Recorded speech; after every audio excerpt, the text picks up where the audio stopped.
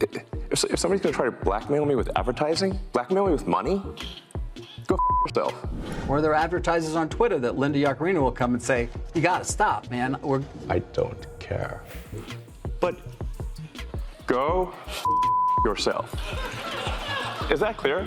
Ever wonder why Elon Musk pisses off so many people? It's not just his billions or his tweets. It's because he's got the balls to say what others won't.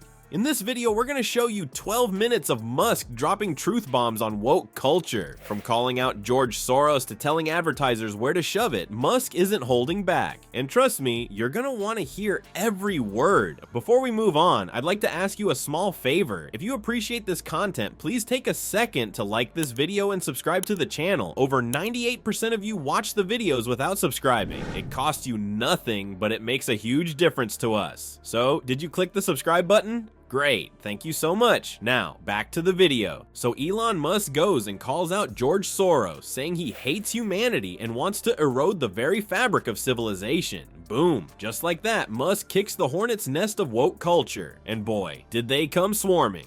You've got this whole machine, the media, big advertisers, Twitter blue checks, all buzzing with outrage. They're not used to a billionaire who doesn't play by their rules. Most CEOs would be drafting apologies faster than you can say diversity training, but not Musk. Elon, you tweeted this thing about George Soros. You also, Can you just leave the video games alone? You know, you don't want to do things that damage art. he said he wants to erode the very fabric of civilization, and Soros hates humanity. Like, when you do something like that, do you Yeah, I think that's true. That's my opinion. The pressure starts building. Major companies like Apple and Disney threaten to pull their ads from Twitter. You know, the usual tactic to make people shut up and fall in line. But Musk, he tells them, and I quote, "Go fox yourself." Can you believe it? The guy's worth billions and he's willing to risk it all to speak his mind. Look at other tech bigwigs like Zuckerberg or Pichai. When the woke mob comes knocking, they're all, yes sir, no sir, how high should we jump, sir? Okay, but why share it?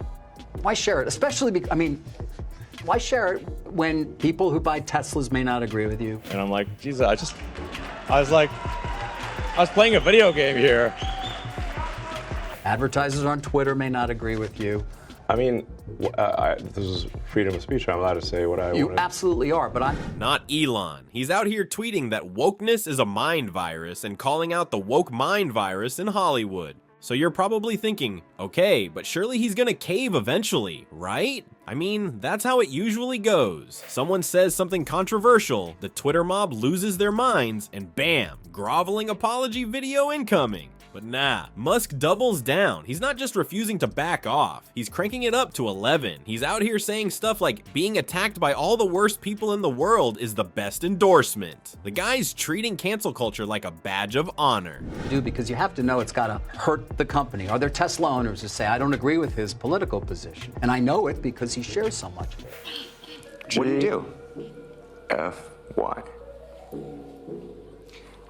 I understand that, but there's a reality too.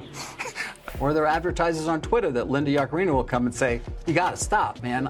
I don't care. And you know what? It's working. Twitter's still standing, Musk is still tweeting, and the woke crowd is losing their minds. It's like watching David take on Goliath, except David's got a flamethrower and a twisted sense of humor. But here's the thing, this fight, it's just getting started. Musk versus the woke machine is heating up, and you better believe there's more fireworks coming. More fireworks indeed. But what happens when free speech meets the Wild West of social media? Musk's Twitter takeover isn't just about tweets. It's a full-on ideological battleground. And the casualties, they might surprise you. See, Musk's got this wild idea that Twitter should be a free speech free-for-all. He's basically saying, hey, as long as it's legal, let it fly. But here's the thing, what's legal and what's cool are two very different beasts. And this is where the woke crowd is losing their minds. You've got posts popping up left and right that would have been nuked from orbit in the pre-Musk era. I'll say what I want to say, and if the consequence of that is losing money, so be it. Part of the underlying model, at least today, and maybe it needs to shift. Maybe the answer is it needs to shift away from advertising. There was all of the criticism. There was advertisers leaving. We talked to Bob Iger today. I hope they stop. You hope? Don't advertise.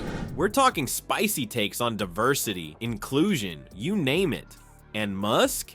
He's just sitting back, watching the chaos unfold like it's the best show on earth. Now, the critics are screaming bloody murder. They're all, but what about responsibility? What about the real world consequences? And you know what? They've got a point. Letting everything and anything fly on a platform as big as Twitter, that's playing with fire. But Musk doesn't give a damn. He's sticking to his guns, saying if you want different rules, change the law. Don't expect him to play thought police. It's like he's daring the world to deal with uncomfortable ideas instead of sweeping them under the rug. Is this sustainable? Hell, that's the million-dollar question. You've got legal eagles circling, saying Musk's Wild West approach might just land him in hot water.